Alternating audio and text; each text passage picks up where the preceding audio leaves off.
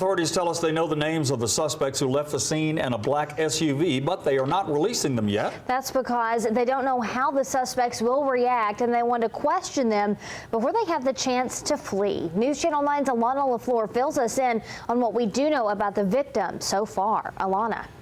Calvin, Latricia, this is an ongoing investigation, and as you said, police are being very careful about what they say.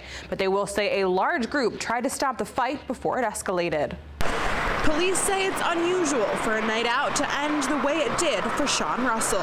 There's instances where people get hit with bottles, of course, or someone might get stabbed, but very few end up dying in a barroom brawl. After multiple 911 calls, EMS responded and they found Russell, seen here on his public Facebook page, stabbed once in the torso. He died at the hospital, something bystanders tried to prevent. Maybe 7 or 8 guys inside the bar, and they were all sort of actively trying to keep the fight from happening and, jumping around, so it was a pretty good size fight. It was all caught on tape, but police aren't releasing the video. They say 2 men were involved in Russell's death and confirm he also used a weapon. There was the victim did use a pool cue.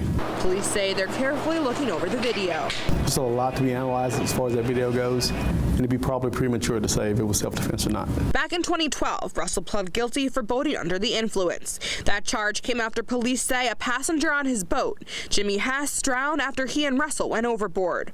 Police say there's no reason to believe the 2 events or suspects are connected. It doesn't appear that they had any sort of relationship. There was an altercation before the stabbing occurred, but we don't know what the source of the altercation was. Now Chattanooga police say they're dedicated to finding the man responsible. My team is out right now currently. I'm the only one that's not out looking for these guys, but I'm headed out as soon as I leave here. Does it appear? We did speak to one of Russell's friends on Facebook. She described him as a kind and happy person who was always there to help friends when they were going through rough patches. Latricia. Alana, thank you. Chattanooga police ask that you call them if you have any information about the stabbing. You can depend on us to keep you updated with the latest developments.